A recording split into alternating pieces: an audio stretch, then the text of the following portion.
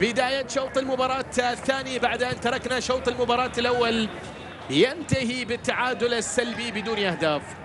شوط أول كانت في بعض الفرص أخطرها لنادي العين، فرصتين خطيرتين للشحات ولبيرغ، لكن بنياس لم يتحصل على فرصة وحيدة فقط كانت لبيدرو كوندي أمام المرمى، وبعد ذلك ضاعت. أيضا العين بدل، محمد خلفان يغادر أرضية الملعب وعلي الحيضاني إلى أرضية الملعب، بينما سهيل النوبي هو بديل علي عوانة بالنسبة لنادي بنياس. كرة ملعوبة لكن أيضا بتتخلص، وبعد ذلك إلى وين؟ إلى الجهة اليمنى حيث يتواجد كايو بالنسبة لنادي العين، أو الجهة اليسرى بالنسبة لنادي العين حيث يتواجد اللاعب كايو. الكرة ملعوبة تصل لمصلحة مهند العنزي إلى شيوتاني في الطرف الشمال، الباك ليفت الياباني الساموراي يحيى نادر. كرة وانطلاق الآن لمصلحة نادي العين، لا زالت المحاولات مستمرة. هنا مهند العنزي مرة أخرى ينطلق يتقدم، مضغوط عليه من قبل اللاعب فواز عوانة، عادت لشيوتاني الياباني، وحكم المباراة يشير إلى لمسة يد على اللاعب الياباني في اللقطة والمحاولة الماضية. سيتم تحديد طبعا موعد الدور نصف النهائي بعد فترة أو لاحقا، لذلك الفائز من هذه المباراة سيواجه الوحدة. وشوف هذه الكرة، وشباب الأهلي سيلعب أمام الفائز من النصر والوصل. ستكون أيضا مباراة ديربي في كل الأحوال. فواز عوانة بيردها ورا لحسن المحرمي، تصل الكرة في الجهة اليمنى من أرضية الملعب، لا زالت موجودة. هنا مايكل أورتيغا البديل في شوط المباراة الثاني. حبوش حولها في الطرف الشمال، عرضية من يوسف جابر باتجاه المرمى، لكن أيضا بتتخلص. وحبوش من جديد خطأ ولمسة على الشحات. شايف الشحات معصب على حكم المباراة. عرضية باتجاه المرمى، هذه خطيرة، ولكن أيضا يحيى نادر يبعد الكرة على مرتين. بنياس الآن عن طريق مايكل أورتيغا. مايكل حول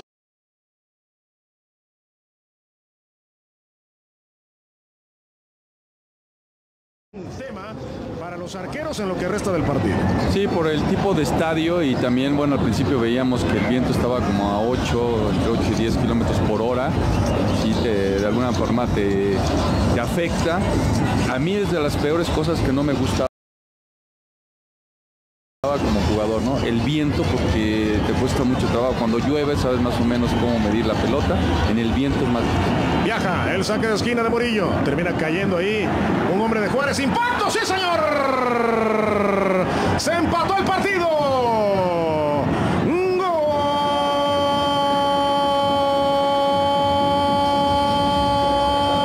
¡Gol! Salcido empata para los tiburones. Después de que cae un hombre de Juárez, toma el rebote el gran veterano, ex seleccionado nacional mexicano mundialista, con toda la experiencia, le pega con rabia, pierna izquierda, imposible para Vázquez Mellado, y se empató el partido. Ven ustedes, va a aparecer alguien en el suelo de Juárez y así le pega de zurda. Le tapan evidentemente a Vázquez Mellado, que cuando reacciona ya la bola pasó. Hay algo de fortuna y Veracruz, Miguel, ha empatado el partido. Pues sí, la verdad es que le pega muy bien Carlos Salcido. Sabemos que también es una de sus cualidades, y lo que dices de Vázquez Mellado no la veo. Yo no sé si alcanzan a rozarle un poquito el balón mínimo, y bueno, esto se pone 1-1 en un partido que se ve parejo, que ya los dos habían tenido algunas oportunidades de gol, más el equipo de Veracruz. Y bueno, hablar bien de Carlos Salcido, que siempre es todo un profesional. Y acá viene Flavio Santos, la respuesta quiere ser inmediata por parte de Juárez. La pelota aterriza acá por sector de la derecha, donde el intento es de parte de Ricardo Chávez. Aguanta, toca para atrás, ahora viene centro caliente, se estaba pasando Edgar Melitón, que como recurso alcanza a meter el puñetazo para mandarla a saque de esquina. Como ha crecido Memo, lo que llevamos esta primera parte. Sí.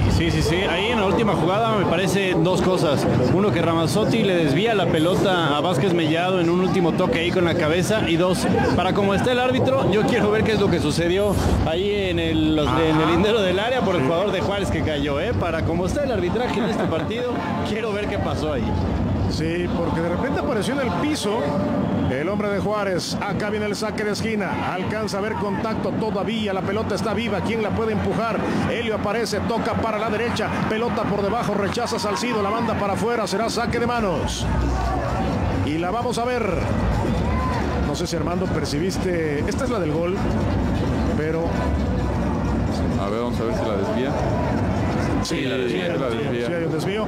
Pero tú te refieres al hombre que cae, ¿no? Sí, yo quiero ver en el momento del cobro, a ver si tenemos chance de ver la jugada, porque cae un hombre de Juárez en la entrada al área penal y ahí me parece que puede haber una falta. E insisto, porque al árbitro y al cuerpo arbitral en general se le han ido varios detalles, entonces quiero ver qué pasa.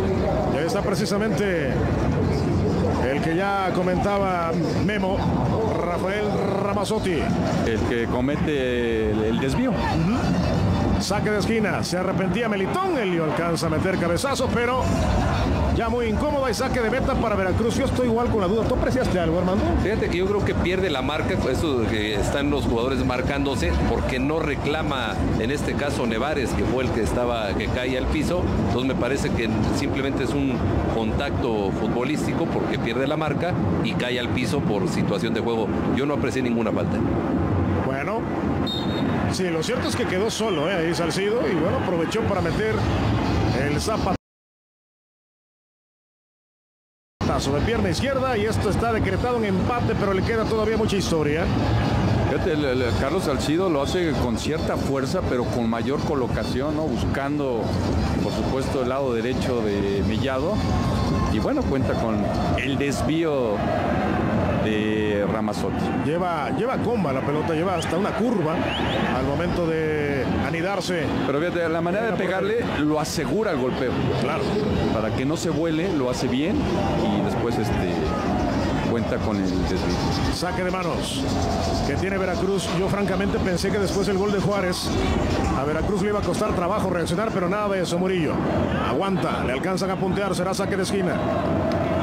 Ha reaccionado de buena manera Veracruz para empatar y ahora mismo tiene saque de esquina, lo que nos traduce que Veracruz va posiblemente a propiciar peligro sobre el área y la portería que defiende Vázquez Mellado. Allá va el hombre del gol del empate, el capitán veracruzano Carlos Salcido.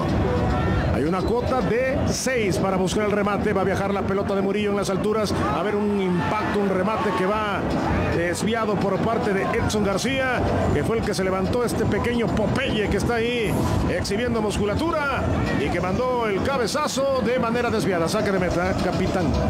Fíjate que ya viendo la repetición de lo que pudo haber sucedido de lo que decía Memo Zavala, es que ellos tienen una jugada ahí en los linderos del área grande donde se cruzan los jugadores y en ese cruce se pudo haber dado un choque hasta incluso entre compañeros, porque ahorita casi entre compañeros casi se chocan, ¿no? Esta fue falta ahí sobre Nené, así le dicen, en el caso de Luis Bonilla, de parte de Veracruz. Acá quiere sacar la pelota Juárez. Vuelve a recuperar Tiburones. Pelota para la derecha, regresa Solís. El esférico acá para Carrasco. Carrasco le querían devolver, la pared no funciona. Atención, puede venir desdoble a toda velocidad con Da Silva, que no puede pasar porque le atraviesa precisamente el Puma. Chávez ya tocó acá para Carrasco por la derecha, le hace la pasada el Puma, pero prefiere ir hacia adentro. Mejor Carrasco, sigue Carrasco, a ver si suelta la bola Carrasco. Le alcanzan a barrer, todavía recupera Veracruz. Veracruz ahora pelota a esta zona para ver si viene de lejana distancia. Nené con el impacto casi de knockout ahí sobre el defensor de Juárez, que ya de plano cae, se derriba porque se tragó el pelotazo y ahora quiere Juárez, pero ya se dio cuenta Edgar Ulises Rangel del violento impacto sobre el defensor de Juárez y para las acciones. Con todo ese balonazo por eso ahí se le nublan un poco las ideas, ve estrellitas y hace bien el árbitro en parar, Armando. Sí, tiene que cuidar la integridad física de los jugadores, un impacto bastante fuerte después de haber recibido el balonazo de Bonilla, y ya se reincorpora este jugador número 4, Helio Castro. Sí, me da vueltas todo, dice Helio Castro. Vean nada más lo de Nené. ¡Pum! Y le mete la cabeza con todo, pero igual duele, ¿no, Memo? Sí, y alcanzó a agachar la cabeza, ¿no? Que normalmente eso haces para tratar de meter la parte más dura del cráneo, pero aún así te sacude, ¿no? Y yo insisto, esos golpes en la cabeza en los que el futbolista de repente siente algo, un mareo un poco, pues tiene que salir a que lo atienda, claro, ¿no? Porque los golpes en la cabeza siempre pueden ser peligrosos. Siempre hay aviso de conmoción, de un posible desmayo, sí se tiene que cuidar con detalle. Salida acá que tiene Borelli para Juárez. Quieren juntarse con Pánuco, pero alcanza a cruzar la saga del equipo de Veracruz. Ya se fue media hora, ya se fueron 30 minutos de esta primera parte, 1 por 1. Buena pelota para el Puma.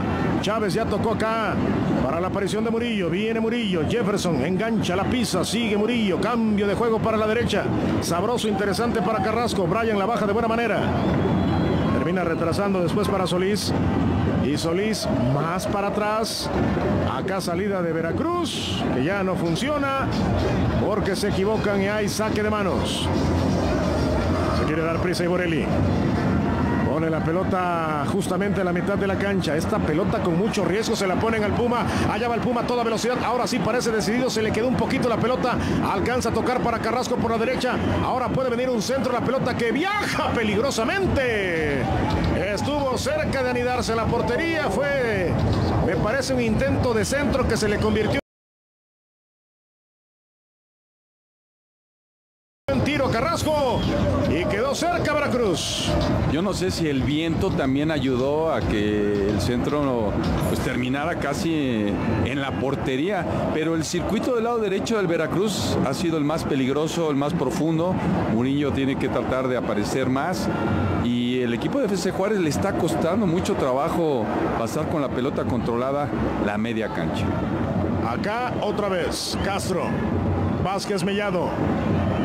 Y ahora la salida clara que tienen acá por sector de la izquierda. Sigue avanzando el cronómetro en esta primera parte. Complicada pelota que alcanza a resolver bien Borelli. Y otra vez para atrás.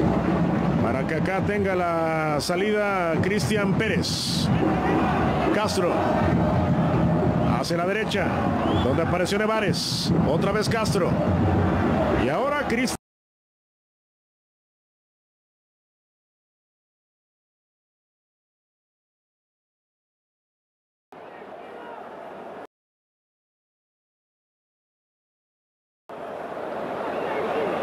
.77 minutes played. Atletico Paranaense 3. Jorge Wilstermann 0. The first half of supreme energy and tempos. Andrade just hobbles slightly off the pitch. I think he's going to be okay.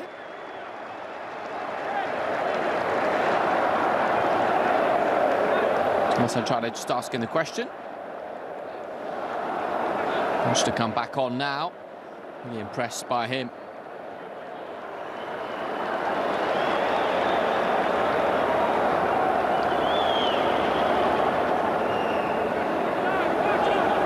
Jorge Wilstermann now looking for what would surely just be a consolation.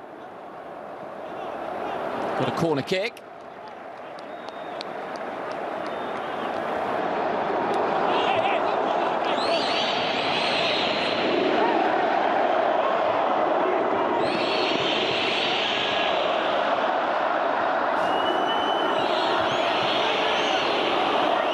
Corner kick will be taken. Looped up towards the 6-yard box. Andrade.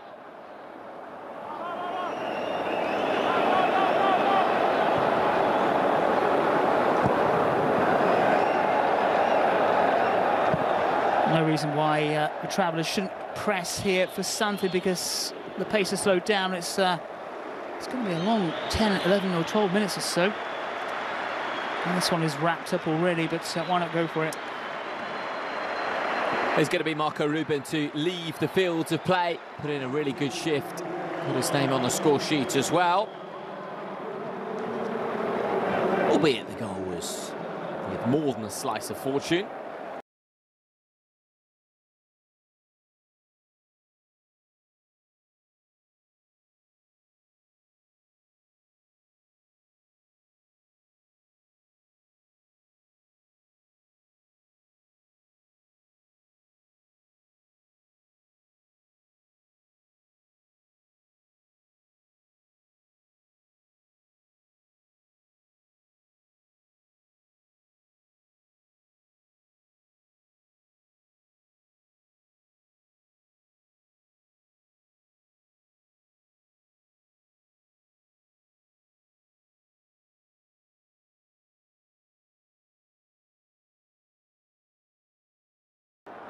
Andrade wanted it back. Wellington receives once more. Inside.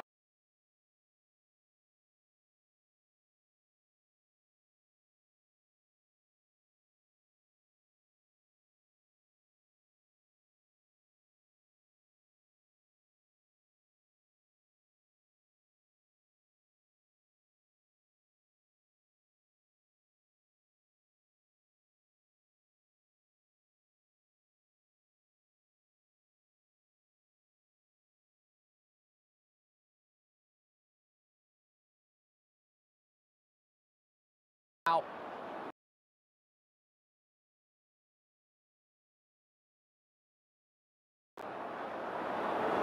Macau might go alone. Does go alone. Andrade. Danger still hasn't passed.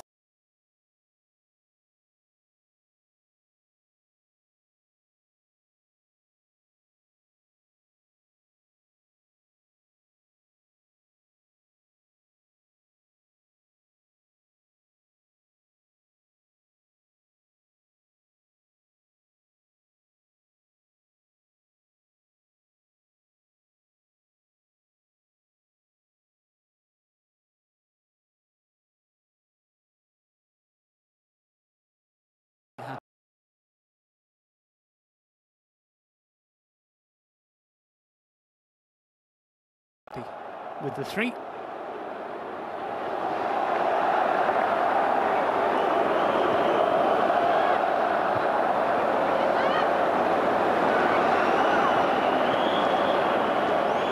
Two players inside the penalty area. And there it comes, it's a very good save, and on the rebound, nice feet and stabbed away, but the flag is up on the far side. In any case. Serginho, camera's focused on him. Not sure he pulled the trigger. Is that the first save that Santos has had to make, because he didn't touch the ball in the first half and it came off the woodwork?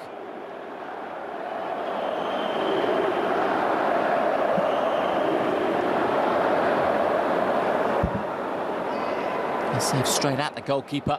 He's offside on the rebounds. Pretty miserable evening all round for Jorge Wilstermann.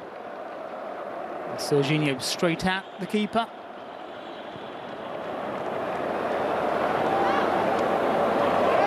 Any positives the away side can take?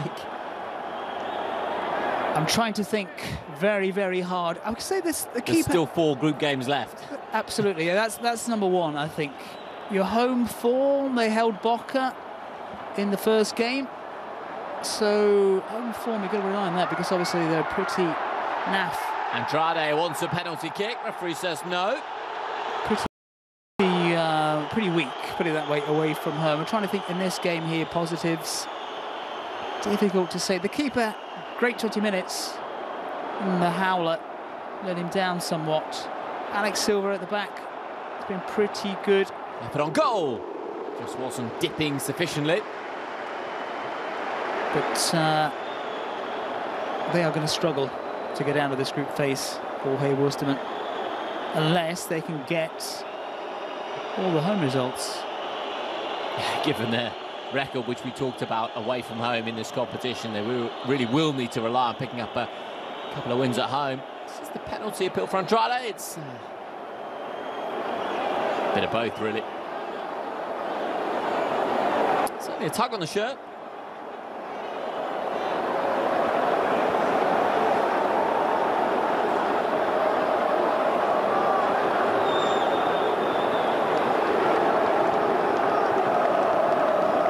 Very, very impressed with Andrade tonight.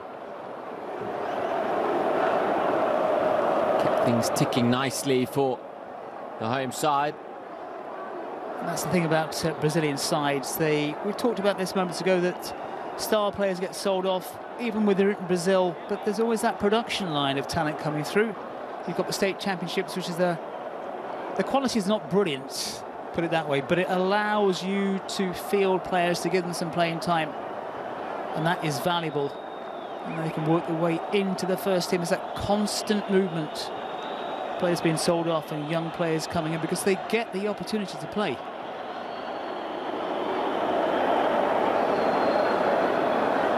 Plenty of football. Local state championships, you've got the National League, you've got the Sudamericana, you've got the Libertadores, you've got the Copa de Brazil. It's all year round in Brazil. Well, the shirts are off in the stands and the 3 points are very much wrapped up on the pitch.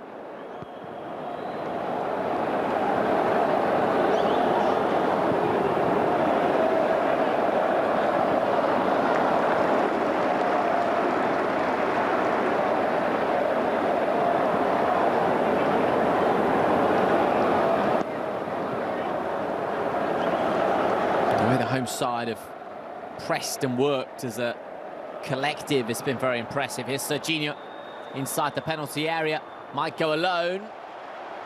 Behind it goes off Camacho. Corner kick. Serginho is suddenly coming to life. A bit too late, perhaps. Maybe given more room by Atletico Paranaense. Into the penalty area goes. Alex Silva. Up from the back. Seen enough of Chavez tonight, have we? That was a decent move, though, and that's a couple of years ago. Alex Silva, I think, would have put that one away. That's a good chance.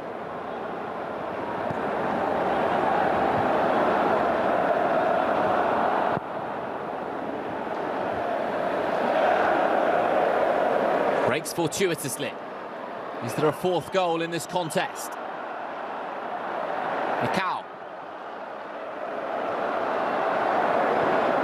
Slid into the penalty area, and it should be four. Indeed it is, to put the seal on a stunning performance from the hosts. Certainly got the crowd on their feet. Made to look easy in the end. I'm not quite sure about that celebration, though. Not was quite as good as the goal. Comprehensive and clinical from Atletico Paranaense. Marcelo Serena with the back heel to set it up just there. Unselfish from him.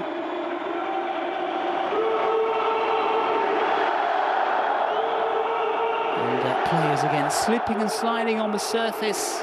It's not easy to play on. And there are the substitute. Sliding the ball across the face of goal initially. Substitutes involved, finished by Guirmais. And Bruno with the dancing moves to match. Has been a superb performance this on the home side. Utterly confident from first minute to last. Late night for him. I don't think he's going to be worried. Probably got school tomorrow as well, actually. Late night and a great night. So far, certainly 4 goals to 0. You can't say the scoreline has flattered Atletico Paranaense, but I think you need to put the opposition into context.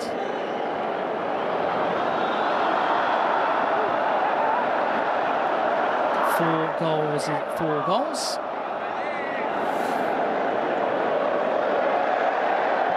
It says shouting the champion, which they are, of the Sudamericana. Sudamericana success last season. What does this season have in store in the Copa Libertadores? You never know. You just never know. This is the fourth goal then. It's not the fourth goal, in fact. This is our man of the match. Logi. Played well, up and down the flank. He was immobile, got around a bit, took his goal well. Caused all sorts of problems. Again, we've been harsh. The keeper might have stopped it. It's great stuff. You know, that's when they were 3 goals to the good. It's a lovely touch, isn't it? Would have been really nice to see a bit more of this. When they got that 3rd goal, they got the points in the bag. Got another goal, so we can't complain. 4 goals, worthy. Good night for them. Good night for Atletico Paranaense. Terrible night for Jorge Wilstermann. Again, we go back to that stat, away from home. This is not a surprise, is it, really? Absolutely not. Prior to this, 21 games played outside Bolivia without a win. In the Libertadores, not particularly pretty, and there's a continuation of that statistic tonight. Again, you're talking about the geography of South America, the different heights, literally in their case, because they're playing so high above sea level. What a difference it makes to home and away form. Atletico Paranaense looking for 5. Inside the penalty area. Corner.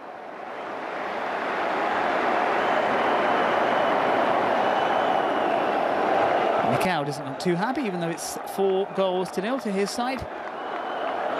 Alex Silva again getting in the way. And it must be that away stat. It's got to be demoralising. How do you turn those kind of stats around? What about the confidence as well, John, that this would do for the home side? Yeah, of course, you take into consideration the quality of the opposition, but nonetheless, gives everyone a boost around the club. It's disappointing, the first match in the group stage. Even though you've got 6 games, you don't want to lose. The first match is what happened at Tolima in Colombia. They've bounced back with 4 goals. And it could be a test for Boca, certainly in the stadium. And it is a 2-horse race, I think, in this group. Tolima, well, they beat Atletico the first match. Did very well against Boca in the first half. So they're not out of this. But I think the side in blue pretty much are, I'm afraid. Serginho with the initial touch. Corner kick.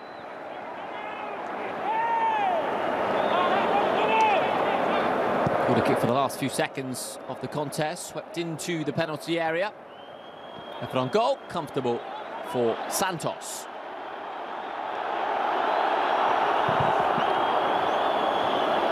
Andrade. So, remember the locals there.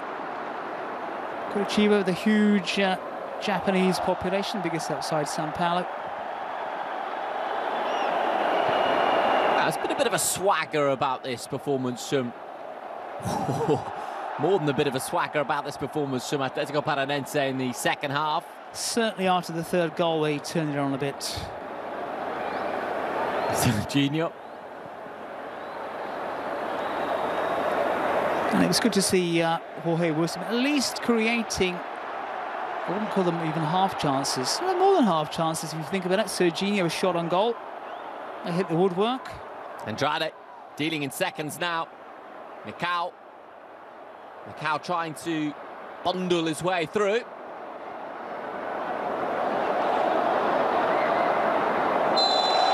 And there does indeed go the full time. Home side Atletico Paranaense into the win column for the first time in Copa play since May of last year. A big 4-0 win for them. That will do it for this one. Thanks for joining us. From all of us here at beIN Sports, bye for now.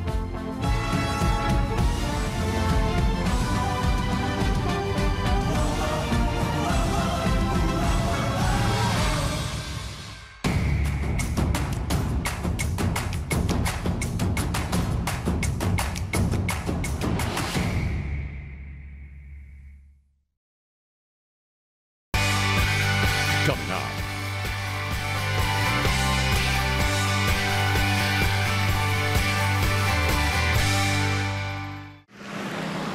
So you're open all day, every day? That's what 24/7 means, sugar. Kind of like how you get 24/7 access to licensed agents with Geico. Yeah, you just go online, give them a call anytime. You don't say. Yep. Now, what will it take to get 24/7 access to that lemon meringue pie? Pie's coming. That's what it takes, baby. Geico. Great service from licensed agents 24/7. Everyone knows that every drop of Jameson is distilled 3 times. And they know why. Jameson. Taste. That's why. Sweat! Dedication! Cupcakes! I'm Michael Griffin. I'm Brian Arakpo. We played football together for the Titans. Now, we own a cupcake shop. We bake, we decorate. I love this new Surface Pro. It's light, it's sleek, it's fast. I'm able to draw what color frosting we want. We deal a lot with social media. We have funny videos that we do in the bakery. There's nothing that you can't do on this device. Cupcakes are a great business. Oh yeah, as long as you don't eat the profits. Is it true Cricket has iPhone XR? With the amazing liquid retina display. Is it true that you wear a wig? Could a wig do this?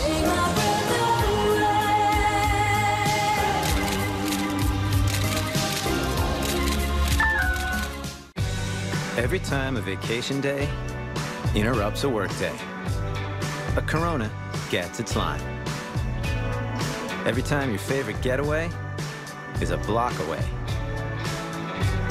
Every time you find some friends and get lost. Every time a night takes you away, and every time the last thing you want to do is leave, a Corona gets its line. The goal, the sacred shout. In La Liga, the best in the world play the most outstanding athletes anywhere. Lionel Messi,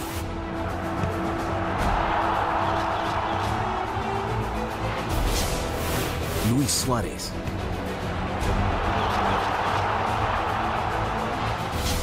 Iago Aspas,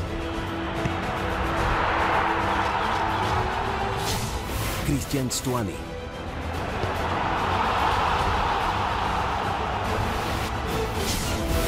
Antoine Griezmann,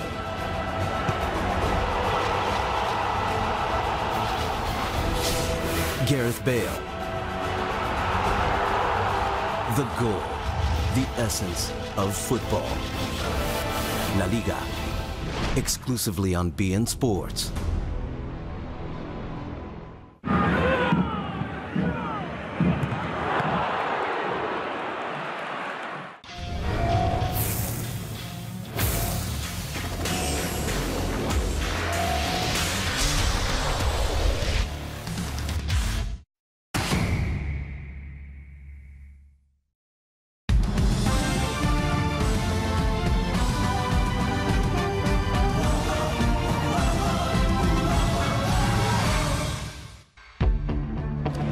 It is the final match of a Copa Libertadores Thursday night triple header on BN Sports.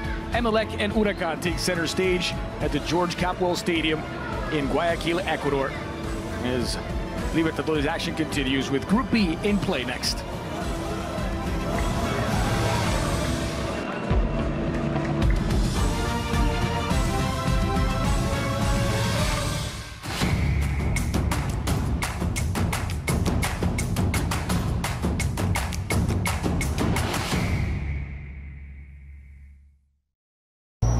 Moving in together, it's a big step. Getting used to each other's idiosyncrasies, it's an adventure. A test. A test that Jeff failed miserably.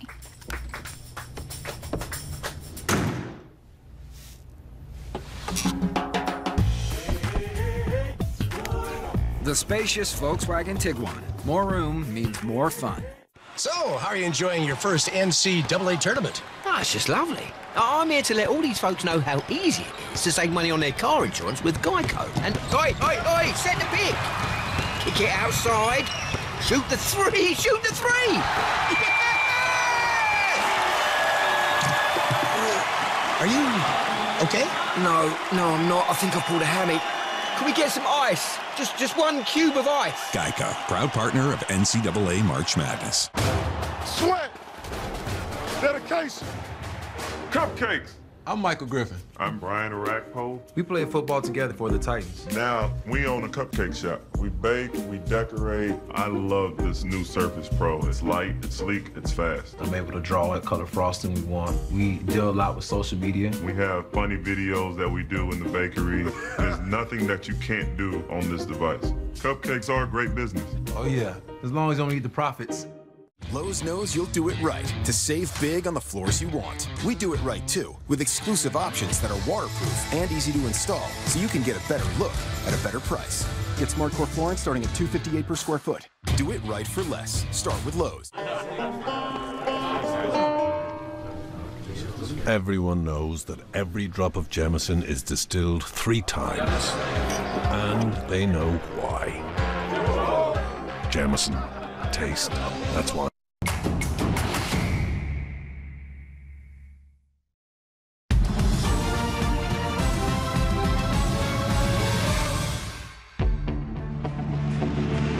Hello, a very good evening and welcome into beIN Sports live presentation of the Copa Libertadores. Emelec against Huracán from Guayaquil in Ecuador. Here's a look at the home side for El Bombillo, the home side. Emelec and Mariano Soso making 3 changes from the scoreless draw against Deportivo Lara in their group stage debut. Juan Carlos Paredes comes in at right back. That sends Caicedo further up to right wing and Billy Arce to the bench, while Joao Rojas takes over from Gabriel Cortés in center attacking midfield, and Fernando Guerrero takes over from Brian Cabezas on the left wing. Alongside George Di Metellis, I'm Andres Cordero. Thanks for spending part of your evening with us for Libertadores on beIN Sports.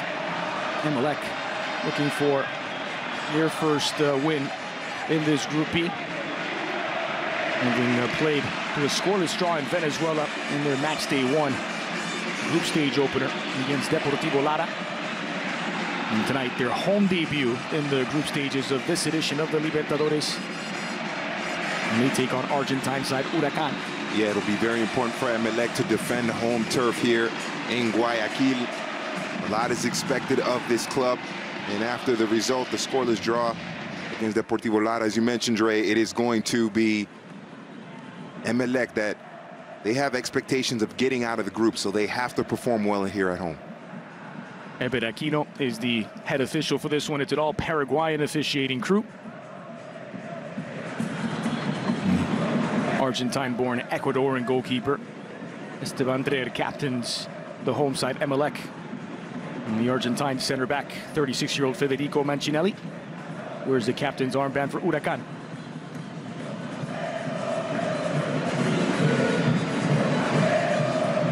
So just about ready for this one, as Emelec and Huracán both looking to pick up their first victory in the group stage. For Huracán, it was a 1-0 defeat to Cruzeiro in their group stage opener. Not much of a change in the starting lineup this time for Antonio El Turco Mohamed. Not just one change. Walter Perez, the young defender who comes into the back four. And he slots in to replace Saul Salcedo. The rest is as they were in that group stage opener. Here's a look at Lucas Barrios, the Argentine-born Paraguayan international. One of 2 strikers today for Huracán alongside Lucas Gamba. And there is the starting lineup, 4-4-2 or 4-2-2-2 if you like. Damonte and Rossi are the 2 holding midfielders. Carlos Auski and Andres Roa, the Colombian, should provide a bit of width. Well, Gamba and Barrios will be the danger men up top. It's that box in the midfield. It's a very popular formation in South American football. The first time that 4-2-2-2 came to my attention was in the Brasileirão, so I always like to call it the Brasileirão 4-2-2-2. Huracán needing 3 points as well after that disappointing result at home against Cruzeiro.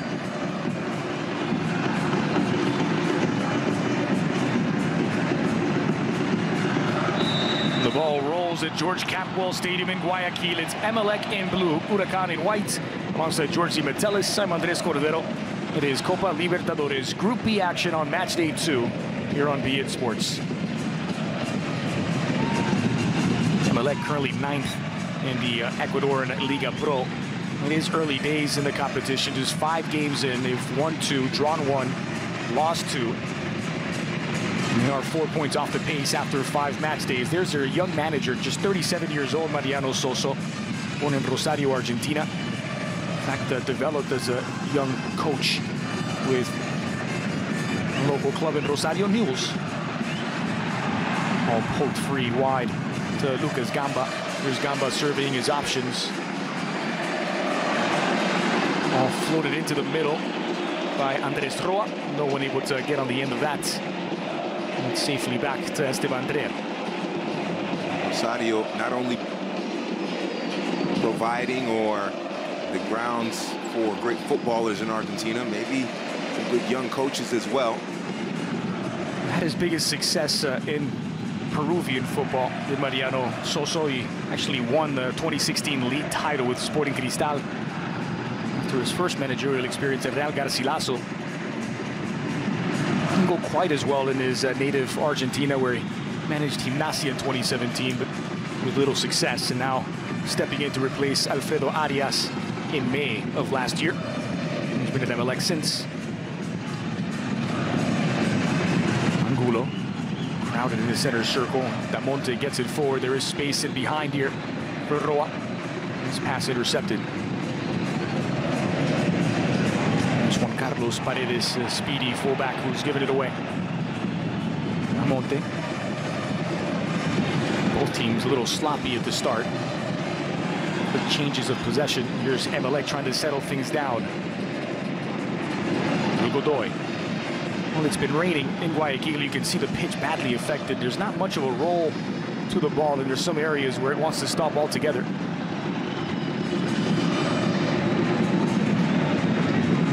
Not able to link up with Brian Angulo that time. It's going to be quite a challenge for Huracán, I should say. Just be dominant and win the ball in the midfield. Emelec at home. Going to be very aggressive.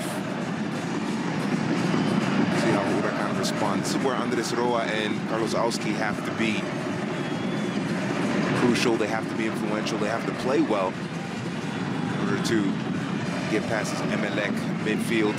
It's going to be physical. Try to press and be aggressive in winning the ball back in the midfield. Sent forward, that's intercepted by Leandro Vega. Direct approach this time. No indication of a foul there from the Paraguayan referee Eber Aguino. Intercepted here by Paredes. Caicedo is tripped up. This time the foul is given. And it's Ivan Rossi, the guilty party. Here's Antonio El Turco Mohamed, former Huracán striker and Argentina international.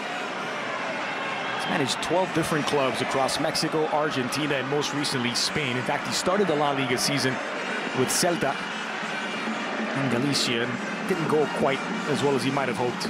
3 wins in 12 games. Wasn't really his fault. Celta have actually not improved at all since his departure. Big shock that Celta on the verge of relegation. This is a squad that just a couple seasons ago was challenging for Europa League. So certainly can't blame Turco Mohamed for that. But he also won titles with Club America in Mexico. Yep. So Liga MX trophies both with America and Tijuana, as well as the Copa Suramericana with Independiente in Argentina. He has a good track record winning titles. Guerrero. Find a way to get Huracán out of this group. Ball falls here nicely for Caicedo into the area, squared in. Putting out the fire is Mancinelli. That's where that waterlogged pitch affected the service there. You see it slowed down a little bit there when Caicedo tried to send it into the middle. Andres Roa, the guilty party, as he commits the foul. Free kick for Emelec. Sloppy and wet on the pitch, energetic in the stands. We're in for a wild night of Copa Libertadores. It's brought down by Israel Damonte. It's good interplay to find Lucas Barrios in the middle. Bamba streaking into the area, but Auski couldn't get there to deliver a cross.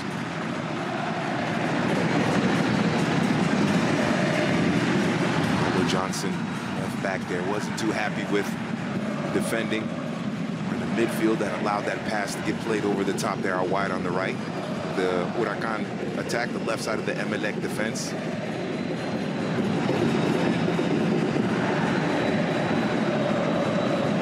He returned to Huracán in December. Turco Mohamed, he's managed the club on 2 previous occasions, as well as, of course, playing for the team in his early days. In fact, he won the Copa America as a 21-year-old back in 1991. He was an Huracán player then, and translated that success into a move to Fiorentina back in his previous life. Crossed in, near post. They'll get a second chance to deliver for Andres Roa. I wonder if he was teammates with Gabriel Batistuta and Fiorentina around that time. Something check there. The Argentines with Iviola.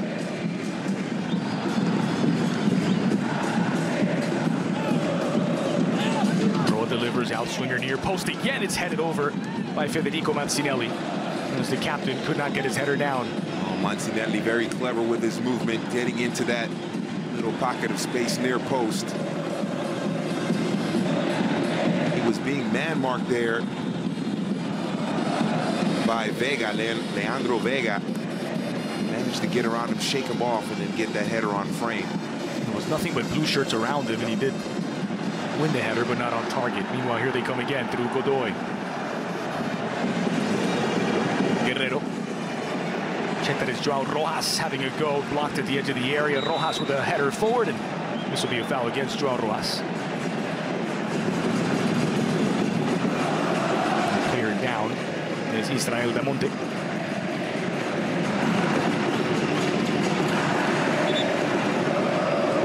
In 9th place in the Argentine Superliga. It's been a bit of a struggle for them of late. They've won just one of the last 12 matches in all competitions. That was against Rosario Central, 2-1 in late January. They've gone on a 7-match winless run since then, with just 2 draws and 5 losses. A chance to not just pick up 3 points, but get a big moral boost. With only 3 games left in the Argentine Superliga, they're currently holding on to the last Sudamericana spot, but not by much. Huracán, it's a situation where obviously they're not threatened with relegation. They're probably not going to qualify for the Libertadores next season, so they have to basically win this tournament to get through to next season. So the Superliga, it's just playing out the season.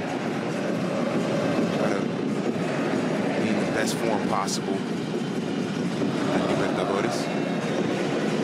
Crowd providing a terrific atmosphere, and this could be a chance for Emelec to break the deadlock when the offside flag is up. Mariano Soso likes it. I have to say, player down. Chimino's down. I'm saying that before the match, we saw a panoramic view of the stadium from behind the goal, and I'm telling you, this is a really beautiful stadium. This is Estadio George Capwell. You can see why Emelec is one of the powerhouses in Ecuadorian football. Ecuador. Just listen to this place, George. Yeah. Sounds terrific. Mancinelli puts it back in play, floated forward for Barrios.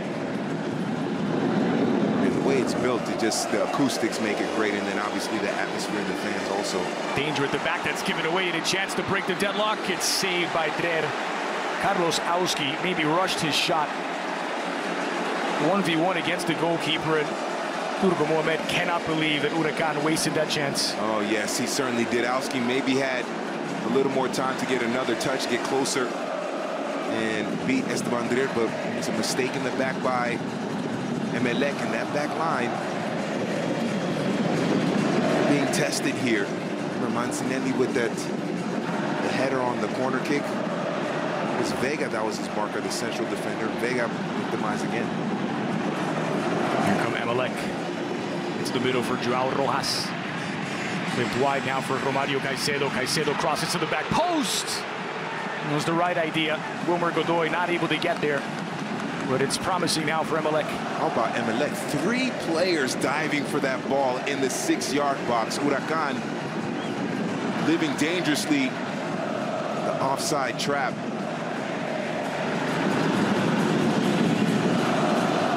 And Owski has to put that one away. Vega lost his marker, that header with Mancinelli, and then loses the ball there against Owski. Leandro Vega, he's got to find a way to play better. He's got to tighten up. Cannot allow that to happen, because next time he makes a mistake, if there's a third time he makes a mistake, could lead to a goal for Huracán. There is some concern for the player down here. Just 11 minutes in. Israel Damonte, who's down again, I believe. Owski in disbelief. He had a golden opportunity after a bad mistake at the back for Emelec. From the edge of the area, he could have taken a few more touches if he wanted to, before slotting it past Esteban Dreren. In the end, his shot was saved harmlessly. Now, I think also, go back to the replay, I think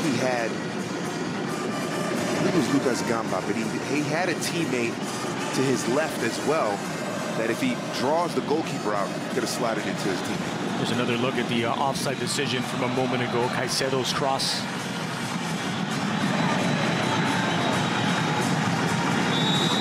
The fact that 3 Emelec players are in a attacking position, looking dangerous going forward. They're diving for the ball, shows the mentality of how strong they want to go forward, how much they want to attack. I'm afraid to send bodies forward there.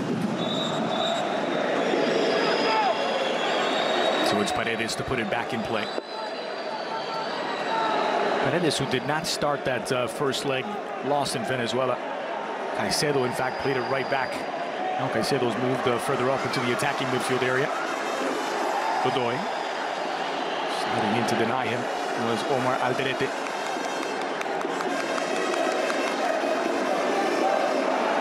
Very early on, Godoy is getting involved. He's also, you see him, he's communicating with his teammates in the midfield as well. There was an opportunity in a breakaway, and he was trying to direct the traffic with the passes to play out wide on the right. So Godoy is looking like a strong leader in the midfield for Emelec. Intercepted by Guerrero. So again, Rojas trying to force the issue, has it taken away by Damonte. Owski out wide for Christian Chimino. Ball is catapulted forward now, looking for Carlos Owski. Sliding in, Lucas Barrios, well committed, but this will be a throw for Emelec.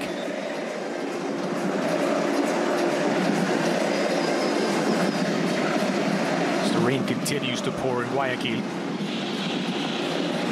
Emelec qualifying directly to the group stages of the Libertadores by virtue of finishing runners-up in the 2018 Liga Pro. Suffered a group stage exit in the last edition of the Libertadores. Caicedo flicks it in. Chance to deliver now for Guerrero. To the edge of the area, Rojas has plenty of targets to choose into the 6, and it's picked up by Anthony Silva at the near post.